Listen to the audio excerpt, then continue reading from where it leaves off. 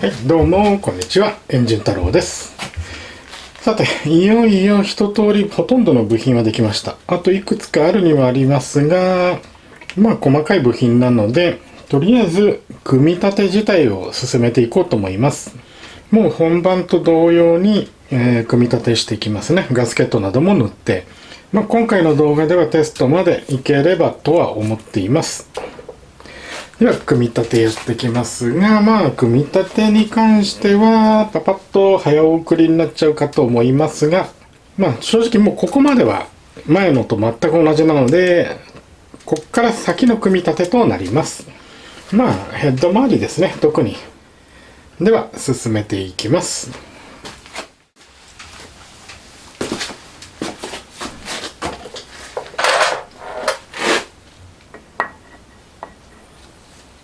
バルブ関連はもう組んであるので、あとは乗っけるだけと。事前にバルブのすり合わせはやっておきました。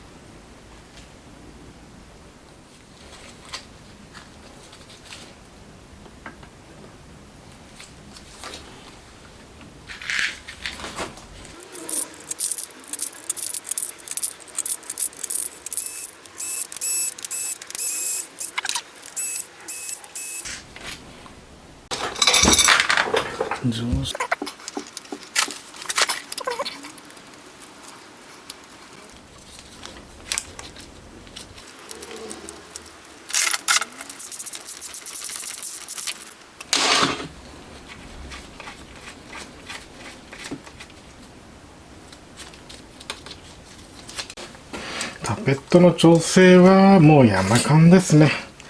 設計ミスでシックネスゲージ入れるスペースがなかったのでしゃあないですね。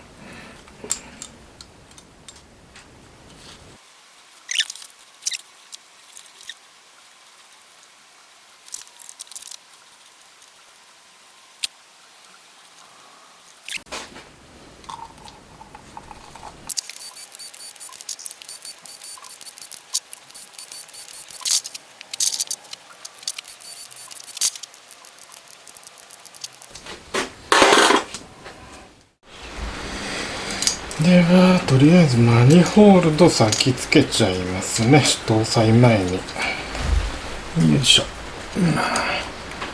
新しい設計になってマニホールドの取り付けはだいぶ楽になりました。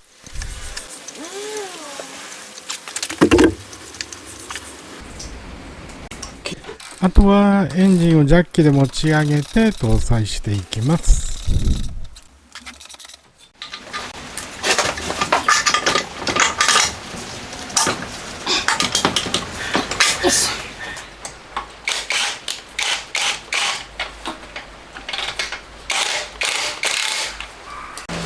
駅までは基本的に前回のはそのまま使えるはずなんですよね。寸法的には変えてないので、ここは。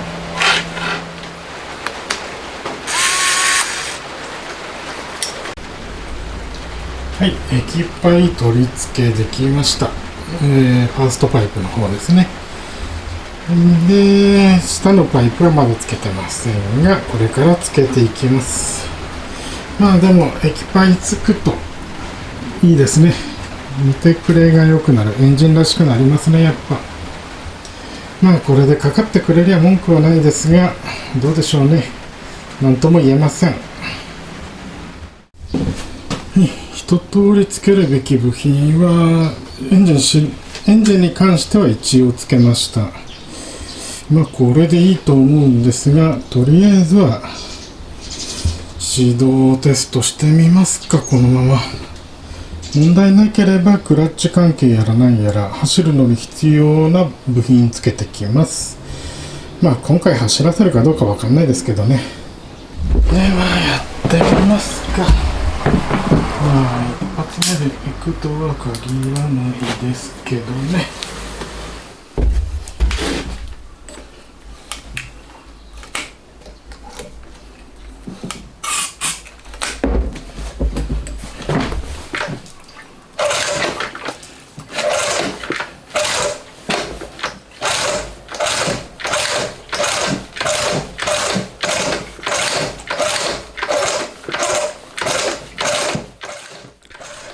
全く燃焼が起きてる気配がないですね。正直これじゃダメですね。はい、一度は車体に乗せたんですが、全くかかる様子がないですね。っていうか点火系がなんかおかしいです。点火系いじってないんで、本来このまんま行ったはずなんですけど、よくわからない状況になってるので、まあ仕方がないのでもう一回テスト用のベンチに戻しました。点火系をちょっと一回見直してやっていきます。現在の症状としては点火タイミングが全く合っていない。それもずれて一定というよりもいろんなところで点火しているという状態ですね。当然そんな状況ではかかるわけもありませんね。ただなぜそうなっているのかがちょっと謎ですね。 CDI がパンクして壊れたのか、それ以外の原因があるのか、ちょっとこれから原因をちょっと切り分けながら解析していきます。まずはピックアップポイント CDI 関連ですね。車両に搭載用のカプラーになっちゃってるんで、これをまずなんとかしないとですね。はい、とりあえずはベンチに持ってきたらなんか点火系は直っちゃいましたね。なんかよくありますよね、こういうこと。車体乗っけといたら全然変だったのがベンチ戻すと急に動くようになるっていうことありますよね。原因がよくわかんないですけど、まあとりあえず直ってるみたいなので車体乗せちゃってもいいんですけど、せっかくここまで来たらベンチで1回かけときます。ベンチで1回始動できれば車体戻します。またダメだったりしてね、それでよくあることですよね。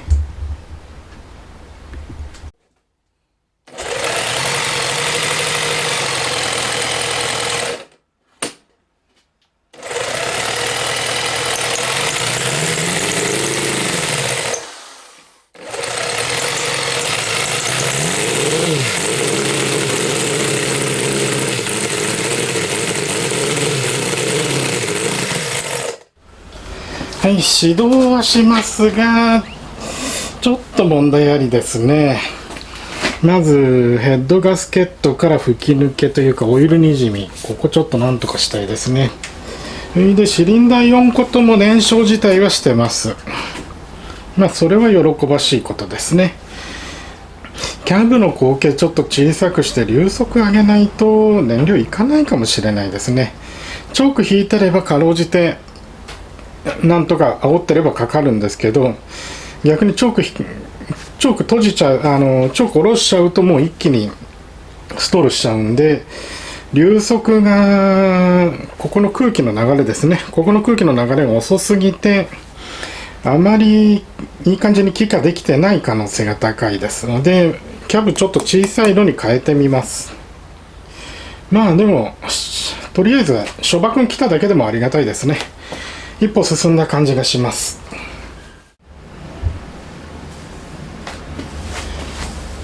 先ほどからキャブを変えました。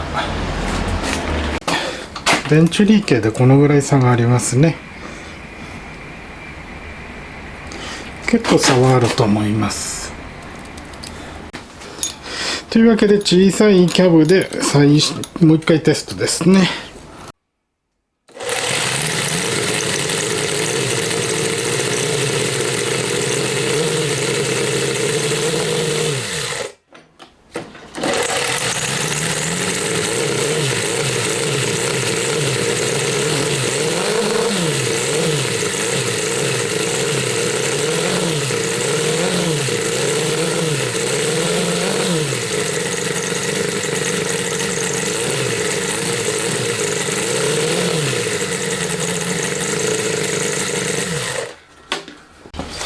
はい、再燃差はつけてないのであんまりバンバン回すわけにもいかない、かけ続けるわけにもいかないですけど、とりあえずは問題なく始動しますね。やっぱ流速が上がったおかげで最初のキャブより始動性は良くなってますね。それはいいですね。やっぱこっちのキャブでいくかな。結構いい感じです。まだ何にも調整してないのでこれから調整も含めてやってきます。始動チェックまではできましたね。エンジンはめでたく始動しました。それは非常にありがたいです。ありがたいですが、4番のヘッドから吹き抜け。なんでしょうね。結局シリンダーがセパレートだから高さが合わなくて、抑えが効きにくいというのが多分あると思います。あとはそうですね、ガスケット真っ平らなので吹き抜けやすい構造なのかもしれません。正直対処療法としてはもう液ガス塗るぐらいしかないんですけど、そういう感じで対処療法で済ませてしまいます。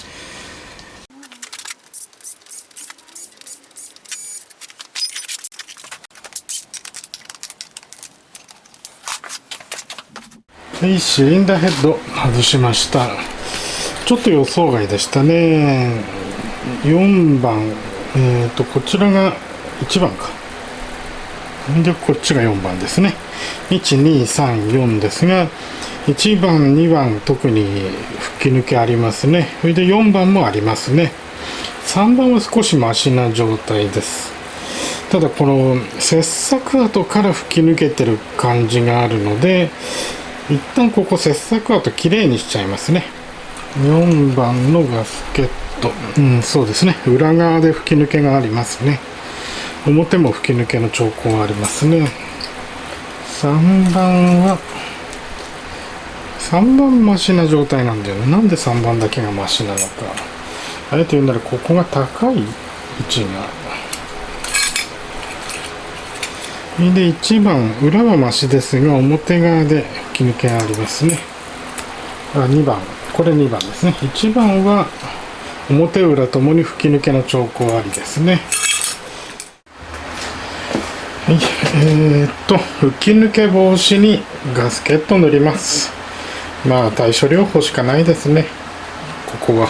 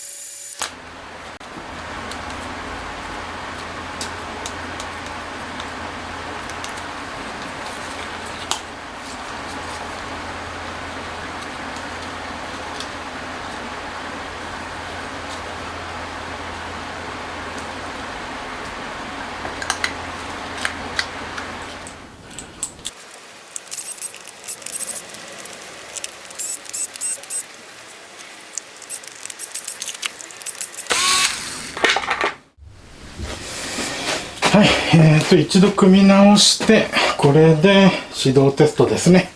やっていきますが、室内で直感なので、正直あんまり長い時間はできません。本当に簡単なテストだけで、実車搭載に進んでいこうと思います。室内なので音割れすると思うのでマイクのレベル結構下げときますね。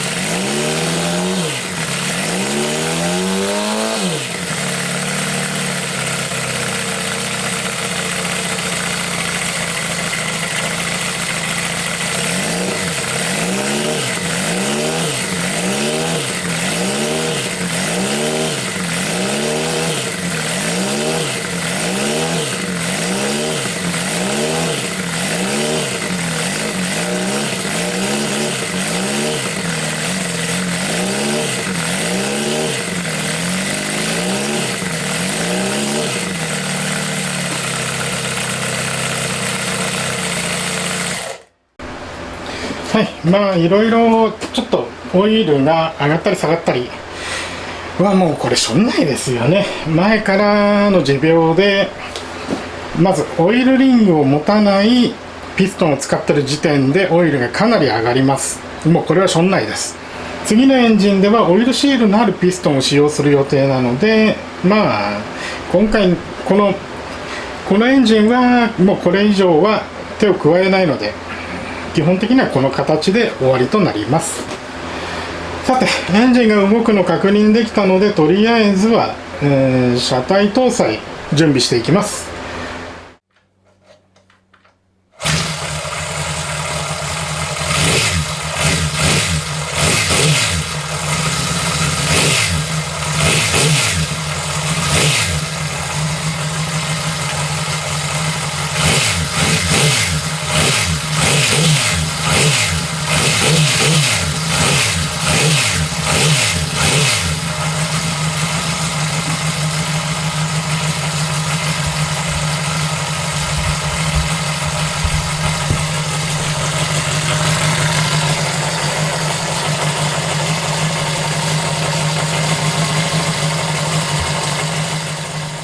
安いメーターなのでタコメーターの反応はあんま良くないですね。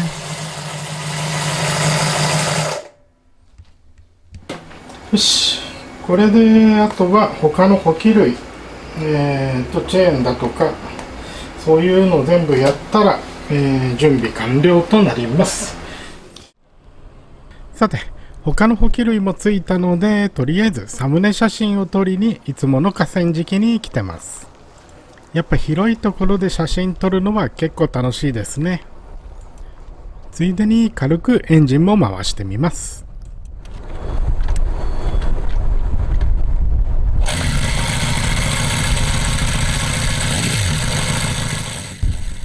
以前に比べてきちんとロッカーアームの調整ができないのでやっぱ少しヘッド周りから音ん出てますね。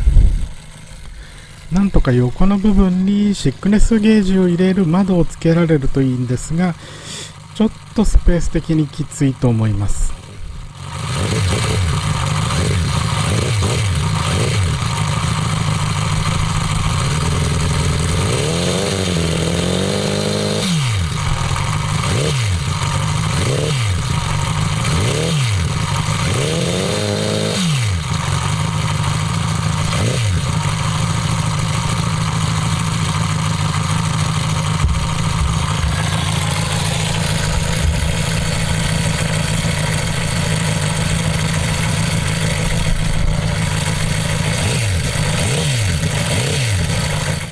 あとはキャブの口径を絞って指導性は良くなったんですがちょっと上が回りづらくなってるので、前のキャブに戻してジェット変更で対応しようかとも思ってます。